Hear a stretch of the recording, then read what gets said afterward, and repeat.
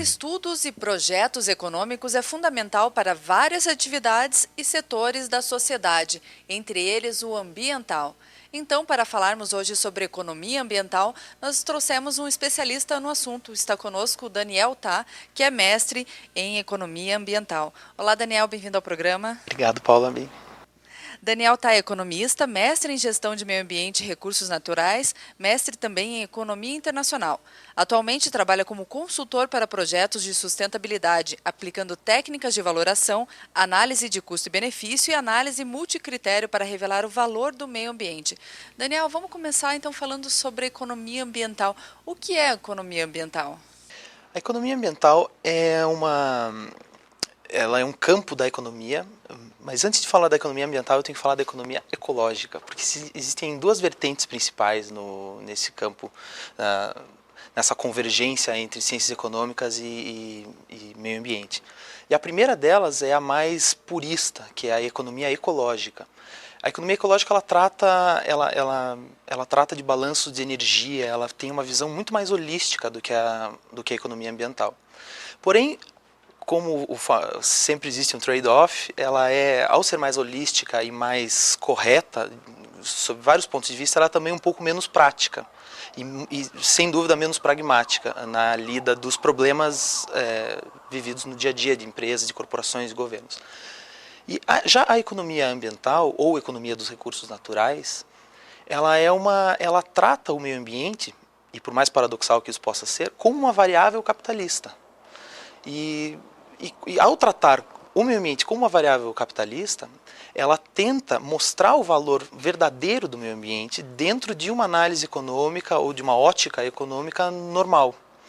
Então, para dar um exemplo bem didático, no ciclo econômico você tem as unidades produtoras, as unidades familiares, você tem os mercados, você tem o mercado de bens e serviços e você tem também o mercado dos fatores de produção.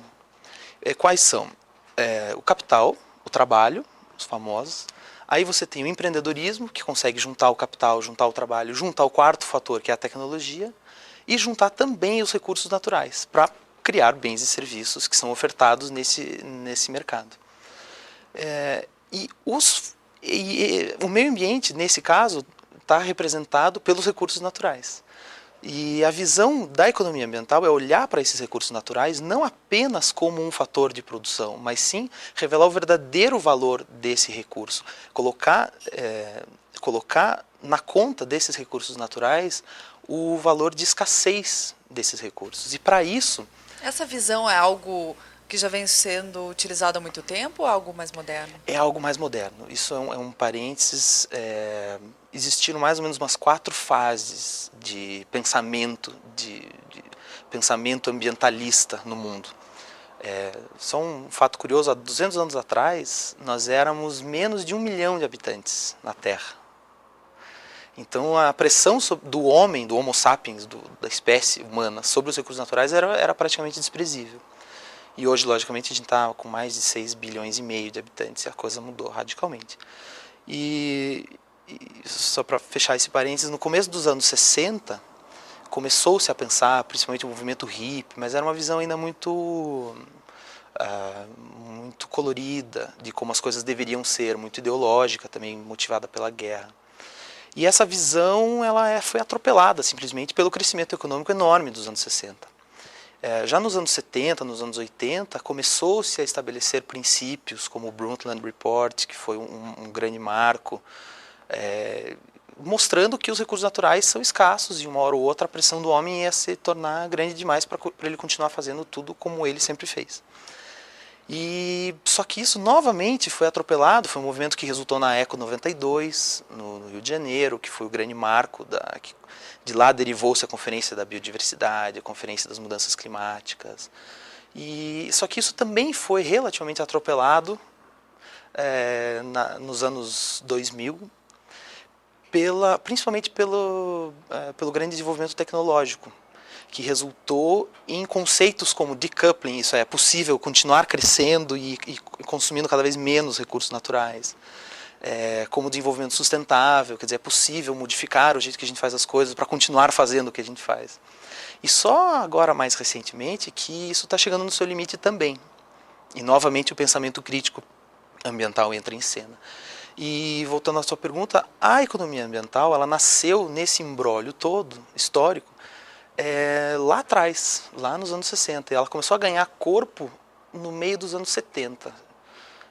Foi quando alguns pensadores fantásticos e que marcaram muito a economia ambiental começaram a publicar os seus papers, a ter suas ideias discutidas em grandes fóruns. Por exemplo, Herman Daly, ele é um dos grandes pensadores desse campo. E aí, ao longo dos anos 80 e 90, que foi sendo feita mais ou menos essa divisão entre a economia ecológica, mais radical, mais holística, mais correta, porém menos pragmática do que a economia ambiental, a economia dos recursos naturais. Como a economia hoje dá suporte às ações ambientais, aos projetos ambientais? Como a economia ambiental lê os recursos naturais, esse fator de produção, essa variável capitalista? Ela lê da seguinte maneira. Eu vou dar um exemplo bem aparentemente desconectado com o meio ambiente. Você toma uma vacina para gripe suína. Você tomou a vacina porque você não queria pegar a gripe suína, né? Ou não queria que os seus familiares pegassem, enfim. Então, o custo de você ter ido até o posto de saúde, dado o braço e tomado a vacina, é um custo privado, é um custo que você foi onerada por essa vacina. Ao mesmo tempo, o benefício que você gerou foi para a sociedade como um todo, porque você deixou de ser um possível vetor de transmissão dessa doença. Então, você gerou o conceito-chave da economia ambiental, que é o conceito de externalidade. No caso da vacina, você gerou uma externalidade positiva, porque você beneficiou a sociedade através de um custo privado.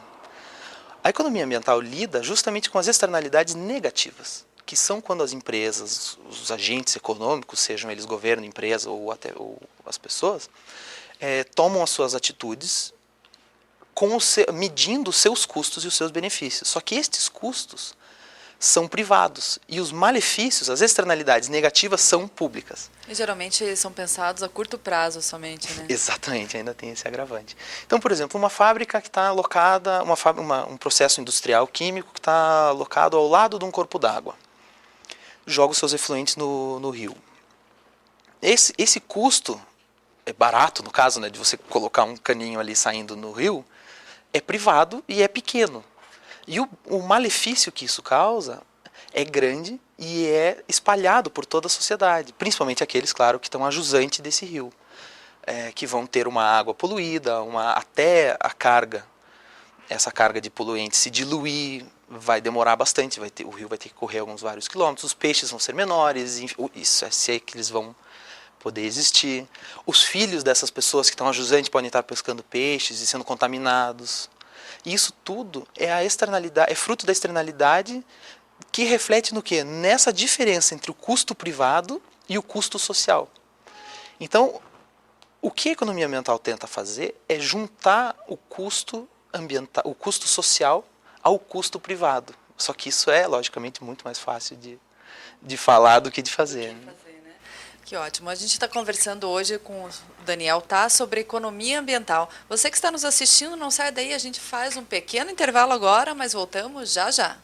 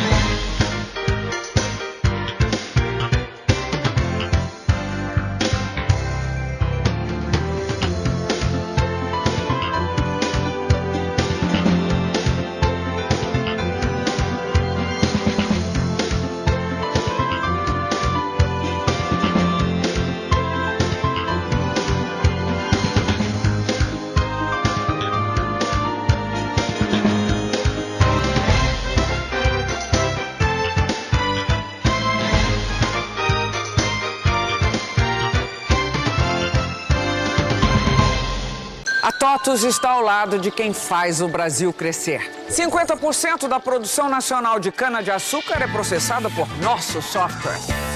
Assim como contribuímos com a gestão de milhares de pequenas, médias e grandes empresas. Acredite no Brasil. A TOTUS acredita na sua empresa. Ligue 0800 70 98 100 ou acesse totus.com. TOTUS, igual, sendo sempre diferente. TOTUS. Você quer aprender a gerenciar melhor a atenção na sua vida e na sua carreira? Então concorra ao sorteio do livro A Gestão da Atenção, a arte de gerenciar a atenção na vida e nas organizações. O livro será sorteado por nós aqui no programa Gestão Eficaz. Para concorrer é só enviar um e-mail para gestãoeficaz@estaçãopr.com.br. Em breve nós anunciaremos o nome do feliz ganhador aqui no programa Gestão Eficaz.